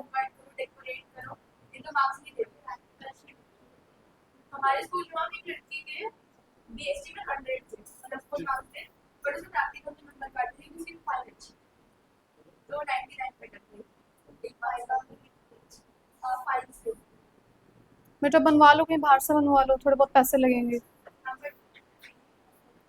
है एक है, मैं जानती हूँ, यहाँ के पिछले 12th के 3-4 बच्चों ने वहीं से बनवाई थी फाइल। मैं पूछ दूंगी अगर आप लोगों को चाहिए, वो थोड़ा रीजनेबल भी है। तो यहाँ के हैं 4-5 बच्चे थे वही कॉमर्स के, तो उन सब ने वहीं से बनवाई थी फाइल, मुझे बताते रहते थे ना। टाइम ही नहीं था उनको, तो लास्ट में दिया था नवंबर में। अब उस टाइम पे प्री बोर्ड भी चालू हो गए थे, तो कैसे करते इतना। तो एक लड़की थी, उसने कहीं से ढूंढा, तो वो एक दीदी है कोई शायद, वो बनाती हैं फाइल्स, मैं पता करके बता दूंगी, अगर आप लोगों को रीजनेबल लगे बेटा, पॉकेट अलाउ करे तभी करना, नहीं तो फिर क्या फायदा। पर बेटा अब टाइम यूटिलाइज कर लो, ये समय ना सच में नहीं बचा है। अपनी ना स्ट्रैटेजीज अगले दिन की पहले बना के रखो कि हमें अगले दिन क्या करना है। गर्मी की छुट्टियों की स्ट्रैटेजी अभी बना के रखो, कि अब तुम्हारी गर्मी की छुट्टियां, मान लो स्कूल खुलता है 1 जुलाई को, अपना काम 25 जून तक कवर कंप्लीट करके रखो सारा, ताकि वो लास्ट के 5 दिन तुम्हें भी थोड़ा माइंड अपना रिलैक्स करना, क्योंकि यही छुट्टियां, उसके बाद पूरा साल तुम लोग भी निचुट जाओगे, तुम्हारे स्कूल वाले भी तुम्हें निचोड़ेंगे, ट्यूशन वाले भी निचोड़ेंगे बेटा, वो कोई ऑप्शन ही नहीं है ना किसी के भी पास। तो अपना 5 दिन अपने इन गर्मी की छुट्टियों में अपना 7-8 दिन बेटा अपना थोड़ा सा, और थोड़ा हो सके तो अपना मेडिटेशन शुरू करो बेटा, हेल्प करती है ये चीज़ें लाइफ में। ठीक है, अपना पार्क वार्क जाओ, थोड़ा मेडिटेशन करो, अपनी उस तरीके से भी अपना एक रूटीन बना लो, वो भी तुम्हें देखना तुम्हारी पढ़ाई में बहुत हेल्प करेगा। हम लोग कई बार यहाँ इतने एग्जॉस्ट होने शुरू हो गए थे 12-12 घंटे की टीचिंग, मतलब वी सी का डॉक्टर, मतलब हमारी इतनी हालत खराब हो गई थी, मुझे और सर हम दोनों को डॉक्टर के पास विजिट करना पड़ा था। डॉक्टर ने सिर्फ एक ही चीज एडवाइस किया कि अपना रूटीन चेंज करो। तो अभी कुछ नहीं करते बेटा, बस थोड़ा बहुत अपना पार्क चले जाते हैं जब भी फ्री होते हैं। आप लोग भी कोशिश करो बेटा, समय निकाल के जाओ। गुड मॉर्निंग बेटा। ठीक है बेटा, कल एक छोटा सा ही टेस्ट रखूंगी मैं, हो सकता है चाहे 45 मिनट्स का ही हो, और उसके बाद अपनी क्लास कंटिन्यू कर लेंगे। देखते हैं बेटा, मैं सोचूं 15-20 मिनट इसके 4-4 5-5 क्वेश्चन करवाती रहूँ। हाँ, पहले क्लास बाद में टेस्ट। अच्छा ठीक है बेटा। ना बेटा, बच्चे बहुत लेट हो जाएंगे घर जाने में।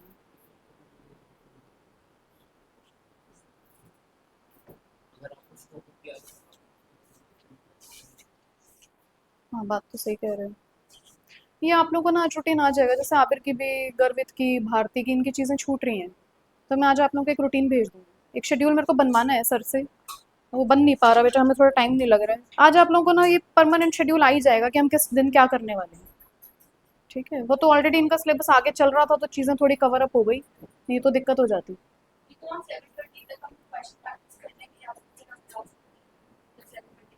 बेटा वो फिर आप लोग कंफर्टेबल हो 7:30 के बाद? हो कंफर्टेबल तो मैं गर्वित और भारती से और पूछ लूँगी बेटा, कहीं वो लोग कंसर्न रेज ना करें। ठीक है। ठीक है बेटा, आप लोग निकल जाओ। फिर वो ईशान अटक जाता है, उसकी फिजिक्स की क्लासेस हैं। यही तो दिक्कत हो रही है क्लासेस रखने में बेटा, कोई एक, मतलब हम सबका स्लॉट तो मैनेज ही नहीं हो पा रहे हैं। अगर ईशान से बात करते हैं, अगर वो मैनेज कर पाए तो।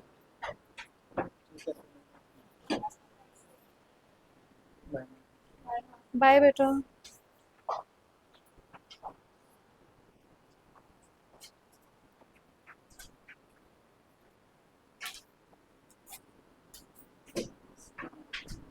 गुड मॉर्निंग बेटा। पेन, पेन ले लो बेटा।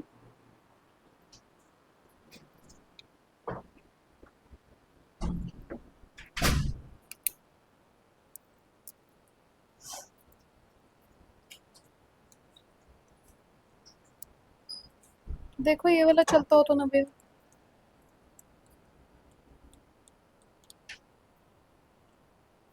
चल तो रहा है।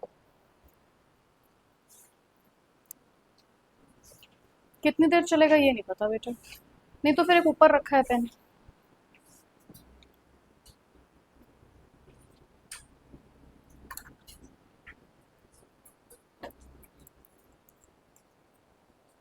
ये भी चल जाएगा बेटा, ये तो काफी फील्ड है।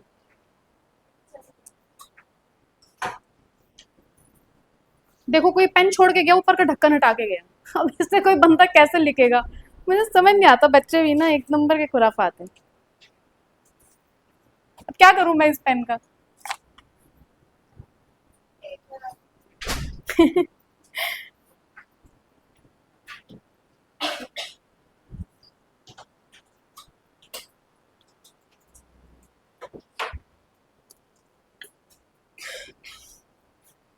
क्या हुआ तबीयत को?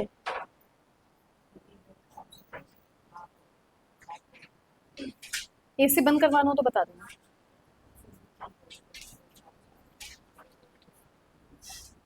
ध्यान रखो बेटा।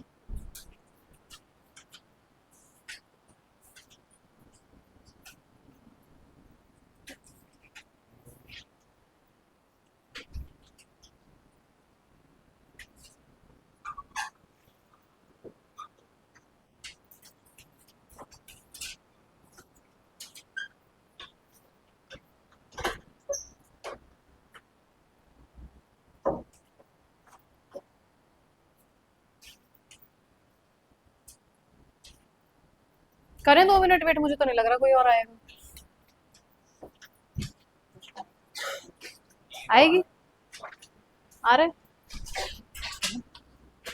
वो धीरे धीरे आता है, पता है, सीढ़ियाँ 5 मिनट में चढ़ता है, ये हाल है उसका।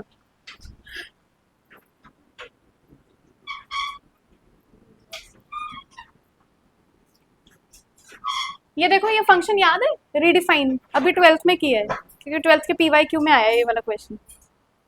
याद है रीडिफाइन करना,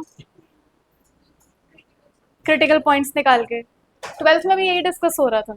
ये 12th में इस बार का पीवाई क्यू वाला क्वेश्चन है, तो मैं इसलिए तुम लोग को कह रही हूँ, पढ़ लो बेटा सारी चीजें, बहुत काम आएंगी। अभी ऐसे ऐसे फंक्शंस आप लोग भी पढ़ोगे आपके लिमिट एंड डेरिवेटिव में।